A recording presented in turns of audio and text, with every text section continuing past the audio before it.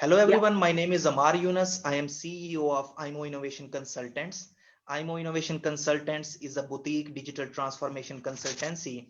At IMO Innovation Consultant, we are providing innovative consulting, digital services, trainings, networking opportunities, as well as a full suite of skills that is essential to unlock the growth potential of individuals, enterprises, state bodies, educational institutions, and so on. Today we are going to conduct our last session of IMO Talks of season 1. It has been very successful all because of your support and your trust in our company and in IMO Talks and showing interest. The purpose of these talks was to introduce you with different experts, their areas of expertise and different services which we offer. Another purpose of these IMO talks is to engage students, academicians, experts, state officials, and general publics to inspire them, to motivate them, and to seek their feedback. We have been discussing different topics from social sciences, applied sciences, and humanities, ranging from finance, economics, education, technology, soft skill, law, and so on. And for our concluding talk, we have decided to select a very relevant and interesting topic, which is yoga and mental health during pandemic lockdown. And for discussion, we have a very special guest, our expert, Sruthakeerthi Mohan. Sruthakeerthi is the founder of Teal Zeal Yoga Studio, Chennai, India, and the head of digital marketing at Agni Group of Companies. She is trained in yoga and has been teaching yoga since 2016. Her specialty includes yoga for hormonal imbalances, parental and postnatal yoga for women, and she believes that the yoga as a way of life can have long-lasting positive impacts on one's body and mind. Thank you very much, Shruti, for joining. How are you doing? How is everything at your side? Thank you so much for having me as a part of your talk shows. I think it's a very interesting initiative to do, especially it's even more relevant now that we are living through a pandemic. So thank you so much for taking up this novel initiative and conducting so many diverse episodes with so many diverse experts from different backgrounds. Hope Thank you all very is much. well at your end. Yeah, I mean, that is the reason that we kept this talk at the end so that our audience can feel relaxed and, this peace of mind and healthy body. It can conclude all Definitely. of these intense talks. So the first question is, of course, that how did you get into yoga? How these things started? Because one of the purpose, as I mentioned, of these IMO talks is to give inspiration to our youngsters or those who wanted to do something new. So how did it started in your life? So I think because yoga is generally very popular in a country like India, and I started learning yoga at a very young age, mainly because I was also dancing. So I could use that extra flexibility and stamina as a dancer. So that's how I started learning yoga, but I just left it for a while. And I didn't continue it until I was personally diagnosed with this hormonal imbalance called polycystic ovarian disorder. And my health was in shambles. My physical health and my mental health were down the drain, and I didn't know what I need to do about it at all. I was doing like running, cycling, swimming, and nothing helped because I realized none of those activities made me happy. Which is when I realized that there's a very strong connection between your mental health and your physical health. And for me, yoga helped me understand that these two go hand in hand. Like once your mental health gets better, automatically your physical health falls in place. So it was upon my diagnosis of PCOD that I started taking up yoga again. And I practiced yoga regularly for a year, and that made all the difference to me. So I would say like 2014, 2015 types is when I started learning yoga again. And that was the starting point for it all, I would say. So it is really inspirational that someone felt a need. I think this is also behind the philosophy of yoga, that motivation should come inside you. And The other thing is that you, as you mentioned, that you started it for yourself, and teaching is something which requires extra motivation. I mean, you can have your hobbies, you can be passionate about something, but teaching requires a lot of time, stamina, courage, resources, and persistency. And you have to be responsible not towards your profession, but now you are responsible for many other people. So how Absolutely. and when did you realize that now it is the time that you can share your knowledge and skills with others? Right. So again, so I realized that it's a globally known fact that 6 out of 10 women show some symptoms or the other of polycystic ovarian disorder. My shock was when there are so many women affected by it, but no one is talking about it. That was my trigger. I wanted to understand better why people are not talking about such an important issue when it takes such a big negative effect and a toll on a woman's physical and mental well being. When it is so serious, why aren't more people talking about it? So I decided I will start talking about it and I will start a conversation. And that is when so many women came up to me saying they also have similar issues and they have no one to reach out to, and they felt that having someone to even talk about it openly is so rare. And that is when I realized the seriousness of the issue, and then I trained to become a teacher of yoga. And I did a year long training program, and I decided that I want to share my experiences and my knowledge. And as I said, yoga, as you also pointed out, it's a change that comes from within, right? So once the change happened for me from within, I felt that I was in a position to share my own experiences and knowledge with others. And of course, it was a huge responsibility. For the longest time, I was like, I will just create awareness. I will just talk about it. I will just make posts on social media. Let me just talk about it. I don't want to do anything about it because it's very scary. Because you taking in charge of your health is different, but when you're responsible for the health and well-being of so many other women who are trusting you, right, that is a huge responsibility. So for around 6 months or so into my training program, that's when you start teaching and all of that. Once you learn the basics and all of that, I was still so scared and unsure if I'm ready to do this, but there were so many people placing their trust and faith in me. So that made me feel like, okay, I have the responsibility to do this and I should do it because nobody else seems to be doing it. And that was making me very angry and upset. It's like, why won't you do more about it knowing it's affecting 6 out of 10 women? So So I mean, you are yeah. talking about women and women and women. What about boys? Don't you teach to the boys, or you think that they are not? I mean, boys like me, they are not suitable for yoga. Not at all, not at all, nothing like that. My workshops are open for men and women, but Okay. I felt that there wasn't any particular yoga class or yoga studio in Chennai or even India that was catering to women specifically affected by these hormonal imbalances, Okay. which is where I found my niche. That became my specialization. So I learned in depth about all these issues related to women. And given that there's so many women who want to become mothers, and this sort of a condition can affect your motherhood also potentially, it all became more relevant to me. So I just started packaging it as a women centric program, so that addresses hormonal imbalances like PCOD, thyroid, and again, pre-pregnancy, post-pregnancy yoga customization also.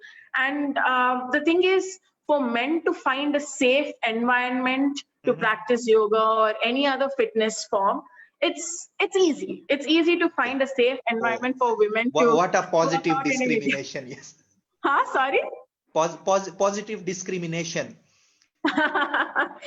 But so when I see like women being comfortable, I wanted them to be Okay. comfortable. I wanted them to not just think about their physical well-being, but also their mental well-being. Sometimes we would just sit down as a group and discuss what is bothering us. So for I mean, me, every woman leaving my studio should not just feel lighter physically, but also mentally. That was my goal, to create a safe environment.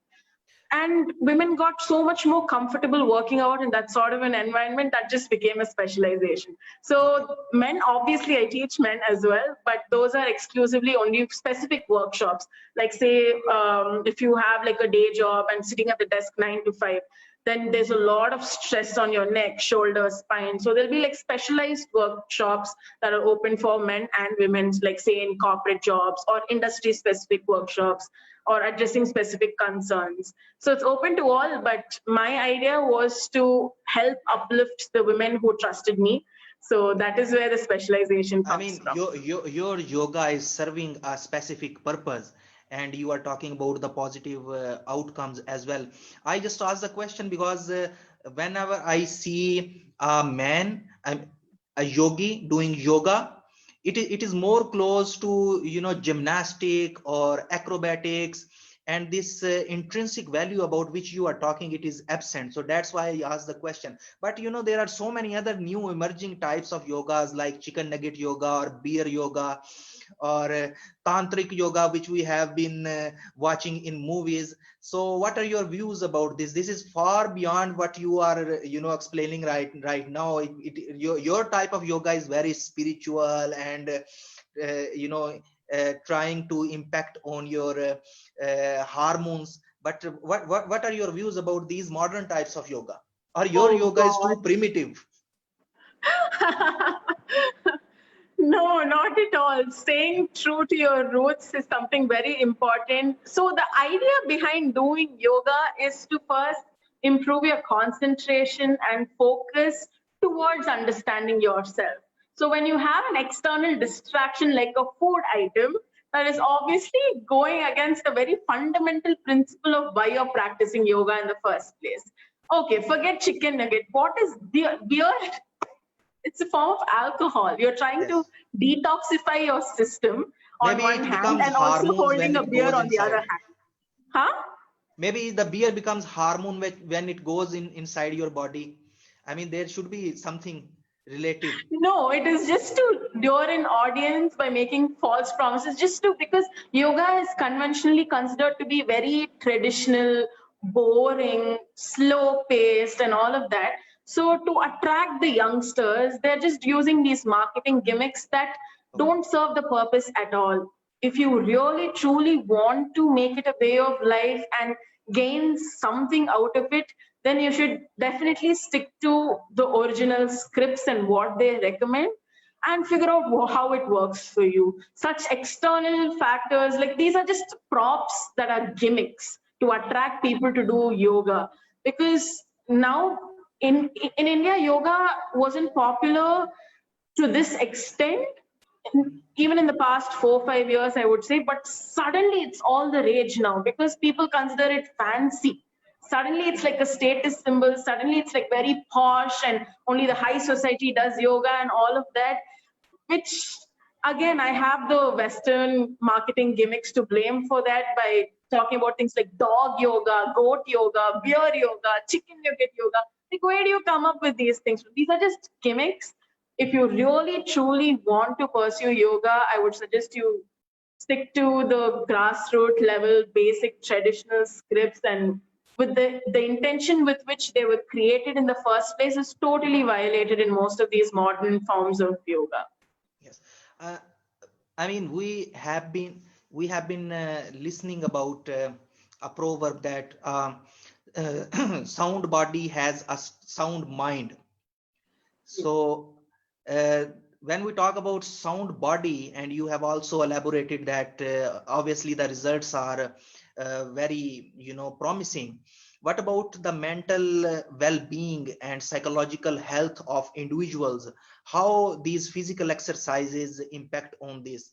I mean, you concentrate on your body and then you make your mind well, or this yoga is something opposite. I mean, you have to do some sort of mental yoga, and then these physical exercises facilitate this mental yoga. So what is the correlation between these two things? Right. So, yoga in itself, by definition, is connecting your body and your mind. right? So ultimately, every single thing that your physical organs do, every single part of your body is being controlled by just one particular organ, which is the brain. So when many of these medicines and modern ideologies aim at addressing the symptoms of a particular issue, so they're very superficial in nature. Even to take my own example, or any example of a woman who's suffering from some condition, from hormonal condition in any place, the first thing they are given is just tablets. What do these Okay. tablets do? They don't fix anything. They make you feel great when you're on the tablets, but the moment you stop it, you realize you're not cured of anything. Okay. It just suppressed the symptoms for as long as those medicines were in your system, which can lead to a lot of counterproductive effects on your system, your bodily functions, and your organs, which is where yoga is different because it directly addresses how the brain is functioning, Okay. right? So every single hormone that is being secreted by the different parts of your body, it's a signal from the brain, right? So if there is something up there that is sending the wrong signals, your body secretes different levels of hormones that they're not supposed to, and your entire system is confused because of these different signals that your brain sends out, right? So addressing the root cause would mean Mhm.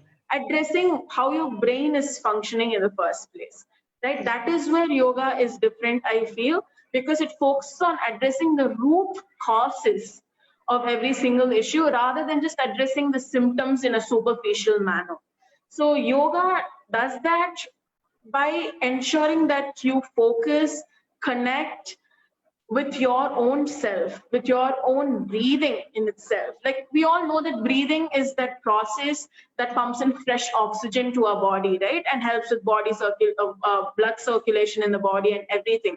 But again, everything is transmitted to the brain, right? So even if you're doing some intense activity, you will suddenly feel like lightheaded and dizzy sometimes because Yes. there's a fresh amount of oxygen that's just being directly pumped to the brain, and that is when you feel so many hormones being secreted like oxytocin, serotonin, endorphins, dopamine, like the mood stabilizing happiness hormones. So it's ultimately all power function is all in the brain, Okay. and that is what yoga seeks to do. When I say you're connecting with yourself, it is rectifying the functioning of the brain signals that it's transmitting to the overall body. So I would say once your mental health is being fixed, automatically your physical health is also going to fall in line because your brain is sending out the right signals. You're more in control of your body. Your bodily functions are doing what they're supposed to be doing ideally. So it goes hand in hand, but the brain is the superpower here. There is no competing with what the brain is doing. If it's confused, it's confused. So you'll have to attack and target fixing the brain's functions and signals first in order to fix everything else. So I would So say I would definitely that's why I keep telling that your mental well-being is so important for your physical well-being. And yoga definitely is one of those art forms, I would say, that enhances the connection between your body and your mind, I would say. So that I we think that's will how yoga is. just get back to this mental health being well-being. Yeah. We have a question on Facebook Okay. that how do you prescribe a set of yoga asana? How one can be sure of this prescription? What is the authenticity of your prescription of yoga asana? Your prescription should originate from ancient authentic yoga text. So basically he is asking that how do you prescribe that this specific set of asana is recommended for someone? Right. So obviously, that's something that's a very pertinent question because these days everybody is clicking onto YouTube. There are tutorials, and you Yeah. just watch something and you try it at home, and there is no proper guide. And firstly, it's very risky. All right, Okay. especially as you rightly pointed out a while back, some of the yoga moves just look like acrobatics, gymnastics, and all of that. Firstly, you don't have to do all those things. There are always simpler versions that can be customized according to your own body and body's needs. The customization is always possible. There are so many different yogasanas that you By can the way, try. at the end of this interview, you will tell me some yoga techniques. I mean, Definitely, for the definitely. persons of my physiques, which they can do. Definitely, we'll Okay. do that. So, Okay. addressing the question that came on Facebook. So, firstly, I deeply consult every single person on what exact issue they're facing. Mhm. Sometimes you will just feel a neck pain, but it's usually doesn't stop with just a neck pain. It will Okay. affect your it will affect your spinal cord as such entirely, and you might even feel the pull until your feet. So a normal neck pain usually doesn't just stop as a neck pain. It affects your Okay. shoulders, your spinal cord, your lower back, up to your thighs, calves, and feet. So I need to have an in-depth understanding of what exactly the issue is. And I have many gurus myself. So in case I don't know something, I will consult my gurus before prescribing a particular set of yogasanas for that particular person, Yes. because my experience is still just like 5 years or so. Whereas my gurus have almost 20 years of experience or even more than that. So they obviously know more, and they're more well versed in the scripts. And I don't understand Sanskrit as much as my gurus will. So if I have any queries and clarifications, I will definitely consult them first before prescribing to my own clients and guiding them accordingly. And if there is something that I have to learn first before prescribing, I will ensure that I learn it first from my gurus, from my yogi teachers, and only then prescribe it for maximum effectiveness and, most importantly, safety. Always practice yoga under someone who is well equipped to train you, which is why I personally don't prescribe to these YouTube channels and all of that. It's risky. Why would you? You're trying to do something good for your body, but you can always enjoy yourself even if you do something wrong, or even if you breathe wrong. It's risky. So you need to be very careful, and I would always advise that be humble, stay grounded. If you don't know something, definitely ask someone about it and clarify. And for me, I have my gurus who can guide me accordingly throughout this process. Okay. So coming back to the Yeah. mental well-being, these COVID-19 has brought so many mental disorders, especially people sitting at home, and a majority of them, they are obviously destroying their physical health as well as their mental health. So how the yoga can be beneficial for those people, especially in the COVID-19 pandemic? So one thing, like one of this might seem like a very, very basic thing, Mhm. but I know so many people because they're working from home now, right? The very posture they sit in, Mhm. sometimes they don't have the proper, sorry, yeah, sorry. It's Sometimes okay. they just don't have the proper desk and chair to even sit and work properly from their home. They don't have those facilities, so they have to adjust. Sometimes they're just sitting on their bed, casually lying back and then working, or just putting a bunch of pillows on their back and just trying to sit tight and work. And even the basic posture has completely changed, which means you're going to have more neck strain, shoulder strain, head pain also. And the issues are multifaceted. It's just one small trigger, improper posture, and that can have like such drastic effects on your physical health. And when you're feeling so much pain and exhaustion because of something like not maintaining the right posture, it will immediately affect your mental health, because you're going to have improper sleep because your body is hurting. You're not going to sleep on time. You're not going to wake up on time. You will take time for granted because you're working at home. Being disciplined is very tough when you're on your own and no one's monitoring you at home. So self-disciplining is going to be very tough. And these are the few things that yoga can definitely help you with, right? So even for me personally, before the lockdown and all of that, to be very honest, I used to be up and running by 6 a.m. 6 a.m. I wake up, 6:30 my classes start, and that was my routine. Waking up early, sleeping on time. But once this COVID shutdown, the lockdown happened, I could see the changes in my own cycle, Okay. like losing the sense of time even, because I don't have a set routine anymore. My entire routine has changed. and I'm doing other work also apart from teaching yoga. So my entire routine has changed, and I noticed the effect it was having on my own mental health and sleep cycle. And I got really scared because I'm not the person who will sleep until 10 a.m., wake up like sleep at 3 a.m., wake up at 11 a.m. I'm not used to that.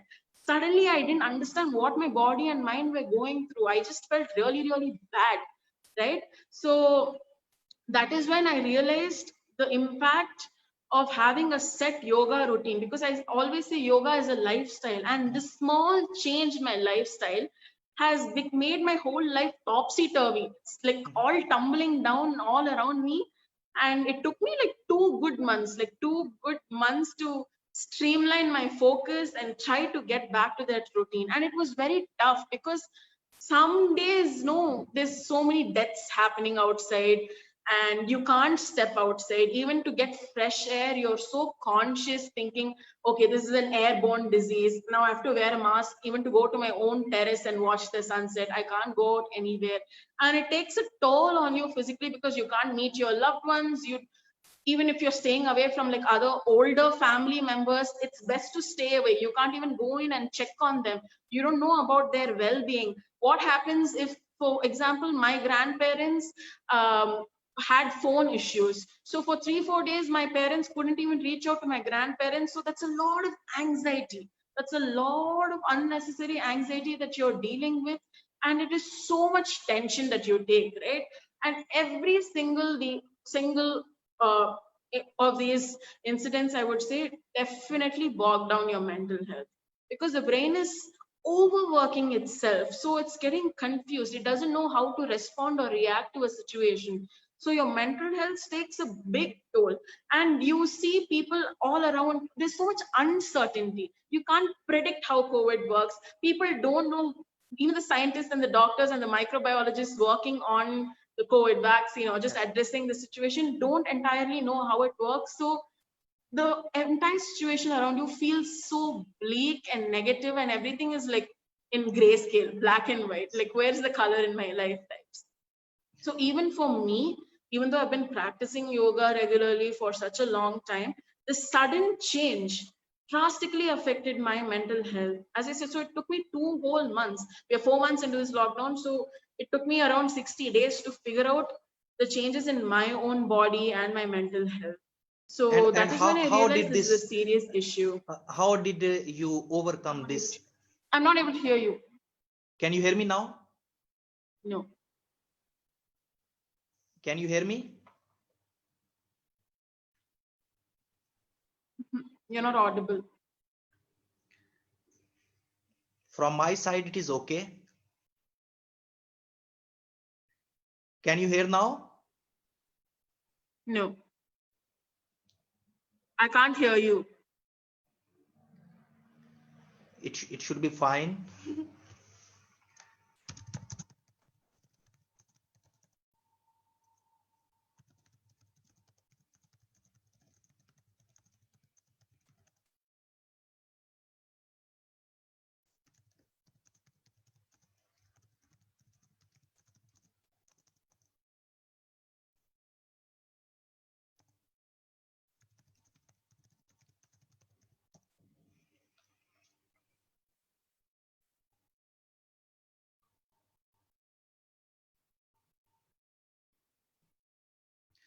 I think maybe you can disconnect and connect once again, because from my side it seems fine.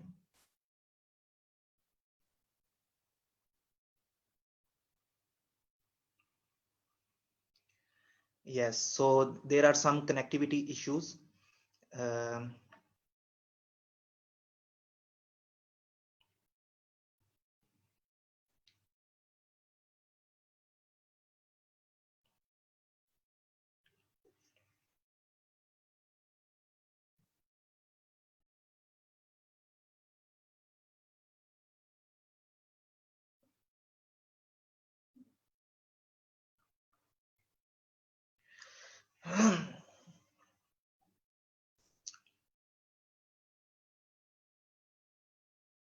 yes.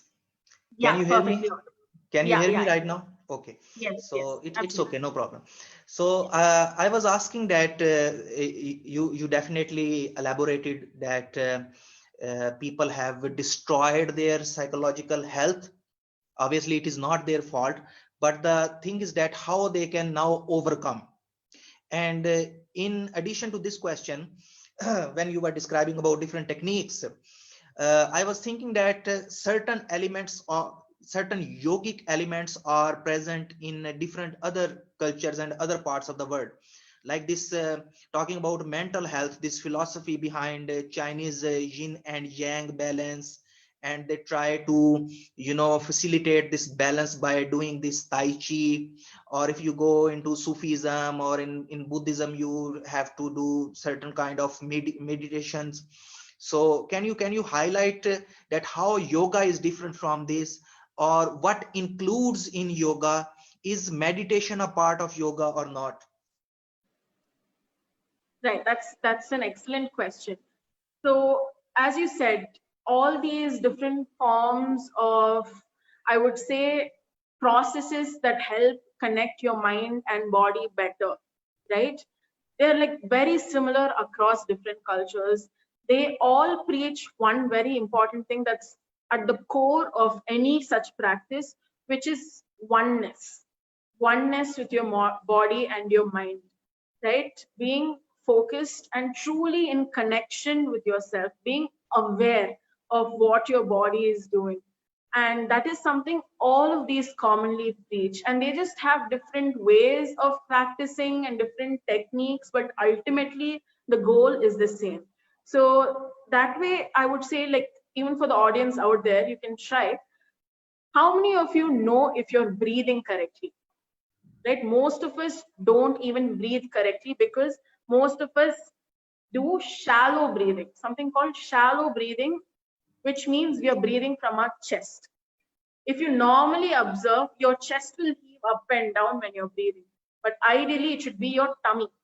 Your tummy should be doing all the work because your respiratory system doesn't stop with just your mouth, throat, lungs. No, it travels all the way down to your belly, your diaphragm, and your lower belly. So, from your belly button to your mouth is the passage ideally that air should follow. If you don't do this, you're overworking your lungs unnecessarily, and it's not getting the proper level of fresh air and oxygen that it requires to function properly, which ultimately means that your heart's functioning is getting affected, which ultimately means that your brain is again getting confused. So most of us don't even breathe properly, right? So one thing that I've realized that yoga really, really focuses on is breathing right, which is why I would say meditation is definitely an integral part of yoga, because you can definitely feel yourself getting more aware about what your body is doing through breathing, right? So most of the calming traditional meditation practices across any culture, if you see, they all focus on breathing, right? They might have different names for different poses. All those might change because of cultural language differences, but if there's one thing that's common that they all preach, is connecting with yourself and creating that oneness through breathing. And it was very interesting for me to know that I've spent like 20 years of my life breathing wrong. And even now, sometimes when I'm like working out intensely or just running behind my dog, chasing him and trying to catch my breath, I realize that I'm doing shallow breathing. I breathe from my chest when ideally I should be breathing from my tummy.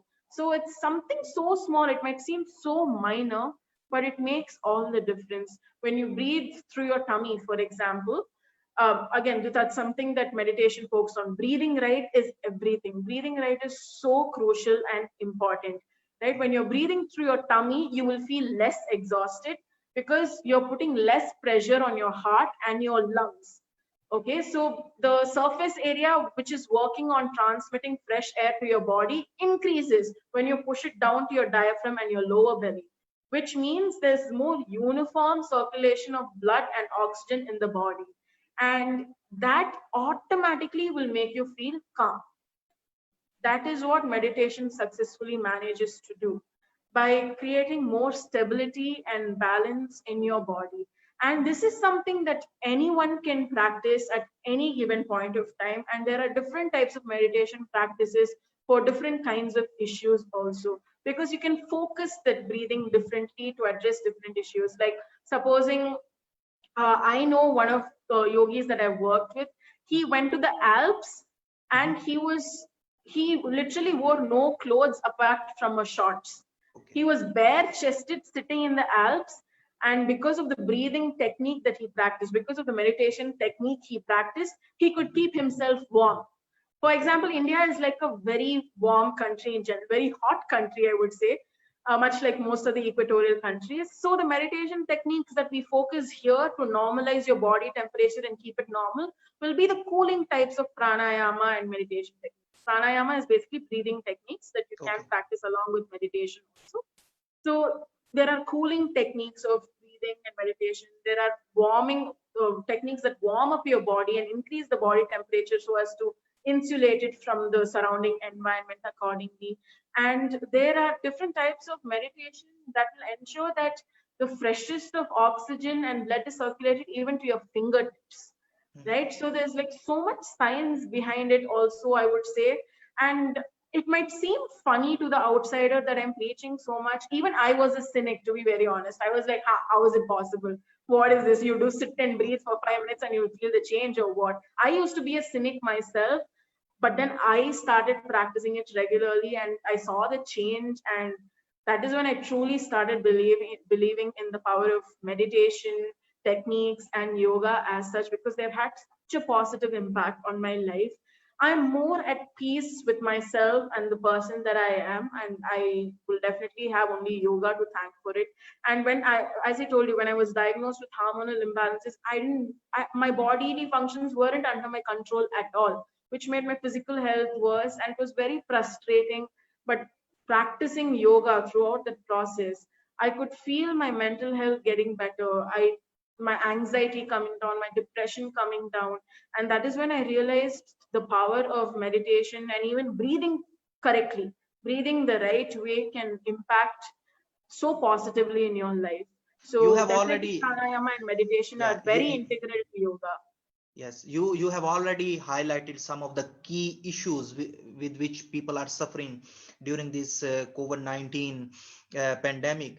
But the question is that someone like me, how he can start yoga? On one side, you are giving hopes and you are motivating. On the other side, you are saying that you have to have an instructor or you have to have proper guidance. But I personally believe that maybe I am incorrect. There might be some techniques which anyone can do, and I mean the beginners can start doing, and then if they feel Absolutely. suitable, they can get more motivation and can go into the professional yoga.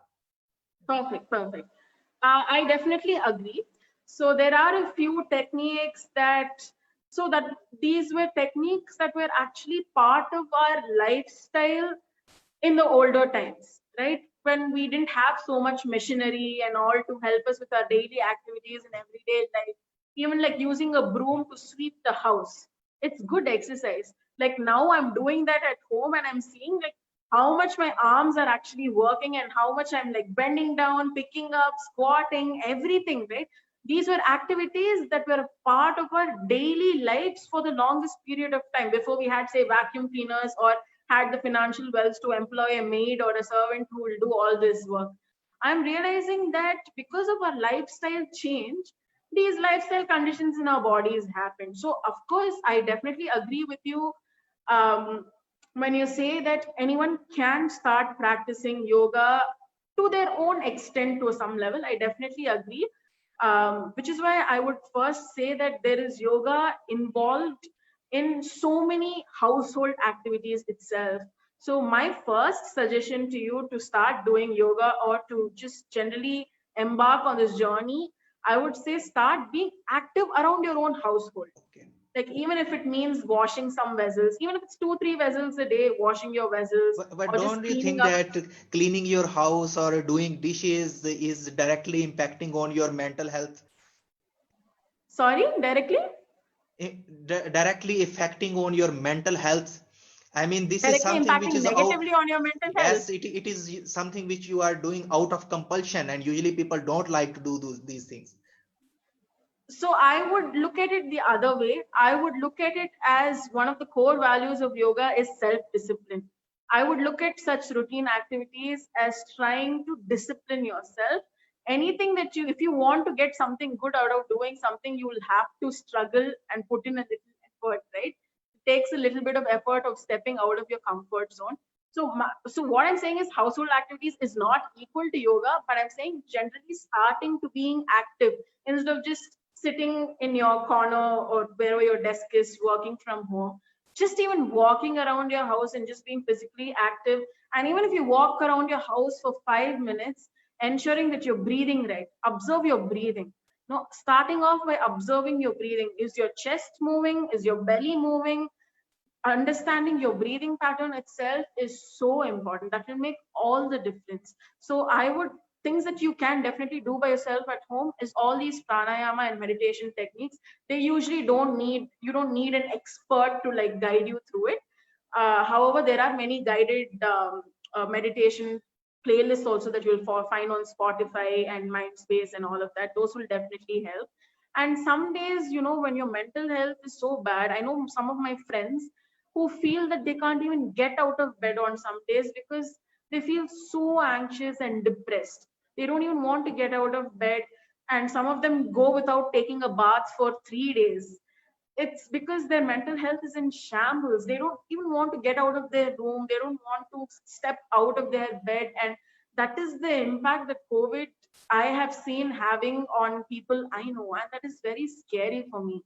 Right. So that is why I keep saying like breathing techniques will help, because you can do this even while you're lying down on your bed, right? These breathing techniques will definitely help if you feel too anxious or something like that.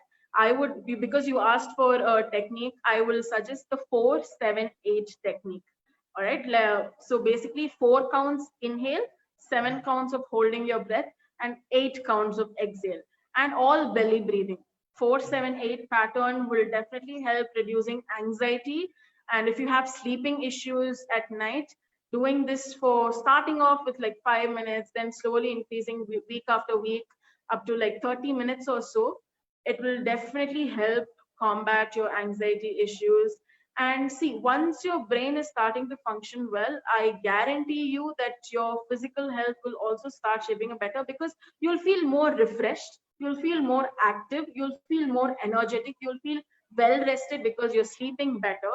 And which is why I say, even if you're not doing active poses like standing upside down, doing bulky gymnastics, acrobats, and all, not required. Even just breathing right can definitely make a difference. So And there so are some we, basic stretches like neck stretches, shoulder stretches, lower back stretches, and some of these stretches you can just do lying down also, right? And they will definitely make a difference, because so most people will make a joke out of this. They say shavasana is the only asana, that is basically lying down and relaxing. That pose is the only thing I know in yoga. okay. They treat it as a joke, but you won't believe it. Shavasana, like lying down flat on the floor with just a mat or something, because the direct cold is not good for the spine. Just a thin mat or something and just lying down and relaxing and breathing right is a very, very powerful yoga pose, because all your organs are getting aligned better in the way they are supposed to. Because, and you're freeing you, when you're sitting down, sometimes you'll feel the pressure in your tummy, right? Like, Mhm. even if the chair is not right, that's why you stretch, lean back to release the pressure that your tummy is facing. However, when you lie down straight, your organs expand and align and arrange themselves in the way they're supposed to, and that is great for the body. So breathing right and even lying down, you know, that shavasana is super important, which is why all yoga routines will have that at the end, because it is so mandatory and important. If you want me So to show you some stretches, I yes, can. the final question which I wanted to ask was this, Yeah. that yes, we are ready, we are motivated, but the thing is that from where to take a start? Maybe you could share some breathing techniques with our audience, or the simple asanas which we can do Yeah, while sure, definitely. So So I will talk about the breathing techniques first, because those will directly have an impact on your mental health, I feel, because most of us don't breathe right. And we need to understand that now is the time you take your breathing seriously, because it can have a direct impact on your immunity as well. And practicing these techniques is going to definitely boost your immunity, because it's going to boost the functioning of your respiratory system. And COVID is an airborne disease. So practicing these breathing techniques, I will just teach two today. All right, we'll Okay. keep it simple. It'll In be very future, easy to definitely practice. we will organize this a Definitely, and special I will do a webinar live demo on also. online training. Yes, we have to do Definitely, this. definitely. Yes. I'd be more than happy. Today, I'll show you two techniques that Okay. help teaching, that will help you teach. I mean, learn how to breathe right in the first place, and another pranayama technique that is going to help clear out your respiratory passage to facilitate better movement of air, better circulation of air, and eventually that will lead to better circulation and more balanced and uniform circulation of blood in your system. Okay. Yes. So Okay. first thing that I said was the 4-7-8 technique, right? Okay. So it's deep breathing. You don't even have to sit down for this. You can lie down, but ensure Now, that you have now good space. what I'm going to do, I'm going to turn off my video so that audience can see only you. And Okay.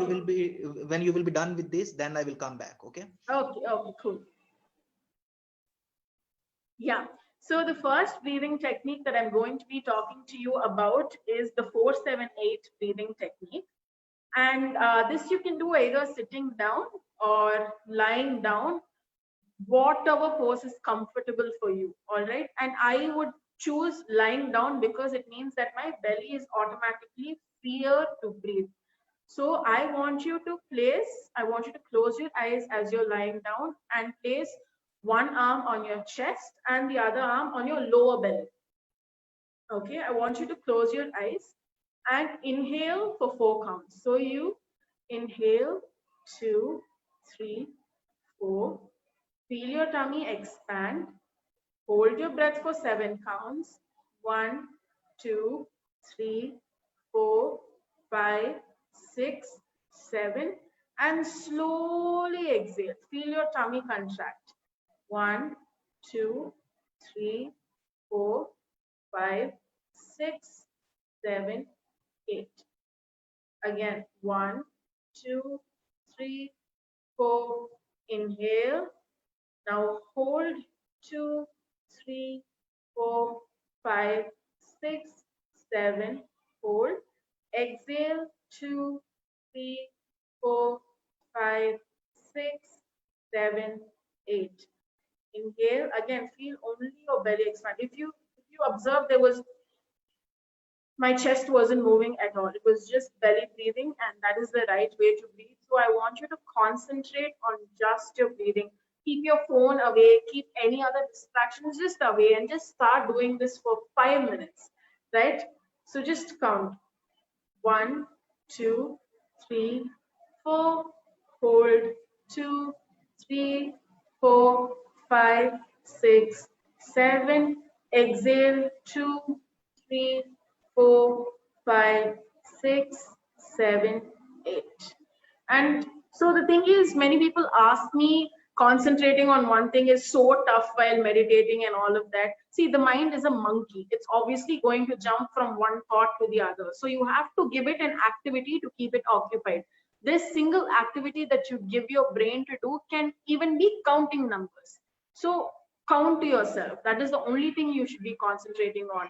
You're observing your belly's movements and counting numbers. And this 4-7-8 technique is very, very useful in improving the functioning of your respiratory system, reducing anxiety, and improving your sleep. All right. And the next type of pranayama that I'm going to be teaching you, it's called Nadi Shodhana Pranayama, or alternate nostril breathing. What is this good for? It is good to reduce your body temperature in case you feel like it's heating up and you feel hot, to cool your body down and restore it to the normal temperature that it's supposed to be at. Nadi Shodhana Pranayama is very helpful in that. This will also help improve your sleep. And this type of pranayama, if you do it in the longer run, for a longer period of time, will obviously improve your concentration, focus, and this is very, very good to, it's, I call this the happiness pranayama, because it helps pump up fresh oxygen to the brain instantaneously, and helps in the release of the mood stabilizing hormones like endorphins, oxytocins, dopamine, serotonin, and all those happiness hormones basically. So this you can do it either with your right hand or your left hand, whatever works for you. It's flexible. Your comfort is most important, and this again you can do sitting down or even lying down. Not an issue at all. So you'll be using your thumb and your ring finger. Okay, you're going to be using your thumb and your ring finger, and you're going to be blocking one nostril. Okay, so if you're blocking your right nostril, you're going to inhale through your left nostril. Inhale, and now you're going to block both the nostrils, and you exhale through the opposite nostril. Now you're going to inhale through your right nostril, hold, and exhale through your left nostril. Again, you won't see any movement matches because I'm focusing on my belly. My belly is doing all the breathing. So again, you can place your other arm on your belly so that you focus on the movement. So you're going to inhale, hold, exhale through the opposite nostril. Now inhale, hold, exhale through the opposite nostril. What count will you follow for this? I usually follow the 4, 5, 7. All right. So you inhale for 4 counts, hold for 5 counts, 1, 2, 3, 4, 5, and exhale for 7 counts. Inhale, 2, 3, 4, hold, 2, 3, 4, 5, exhale, 2, 3, 4, 5, 6, 7. And even in your daily breathing, even if you're not practicing pranayama, drive consciousness towards how you're breathing. Your exhale should ideally be longer than your inhale. And most of us don't do that because we are shallowly breathing from our chest. It's tough. I get it. It might be a lot of things to process right now, but start at one thing at a time. You can start off by focusing on either the 4-7-8 meditation or the 4-5-7 meditation or the breathing technique, whatever works for you. Start at one thing. If you're going to start off with belly breathing, then focus on that and slowly channelize your consciousness and awareness towards the fact that your exhale has to always be longer than your inhale.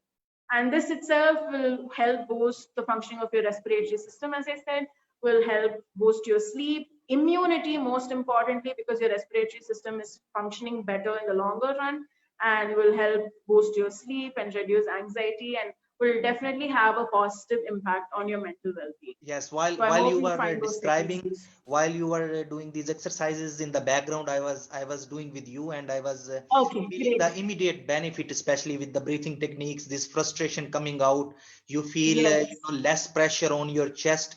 I think absolutely. definitely our Exactly, audience will exactly. You're right. Exactly. from this. Yes, and thank you very much. We have almost completed our IMO talk. Thank you very much for Thank you so much, so much so for many having me. beneficial things. Yes, this was something which people were expecting, because slightest hope coming from any direction, from any dimension, is nowadays considered as very beneficial. And I think that it would be very interesting for our audience to have yoga session with you. And I think that you will accept our invitation to introduce some of these techniques in this Definitely. part of the world, Absolutely. because Definitely. because in Central Asia the yoga culture is emerging. And I think Right. that what I have observed, that majority of the people, they are following the usual those exercises for their physical well-being. But the thing which we were talking today about the mental health being, and then yoga for specific purposes, like you were talking Yes. about the hormonal imbalance, I think this is something which we need to introduce in this part of the world. Definitely. Yes. Absolutely. And thank you very much to our audience for staying with us this evening. Yes, thank and you. thank you very much to all of those who stayed with us for all these IMO talks. Today we are concluding our first season. It wouldn't be possible without your affection, kindness, and support and motivation. And I congratulate to the whole team for perfectly coordinating. We were able to organize 13 IMO talks in the Wow, course that's of amazing. 20 days, Wow. which was a huge challenge, but we accepted this challenge and we did this. So we will be right back with the second season of IMO talks. Once we have started, we will keep doing this. And next time when Shruti will be with us in next season of IMO talks, she will be doing some more practical exercises rather than Definitely. discussion. Yes. So thank you very much, Shruti, once again. Thank you very much to the Thank audience. you so much. Yeah. Take care. See Be you safe. soon. Yes. Wishing you the best. Thank you. Goodbye.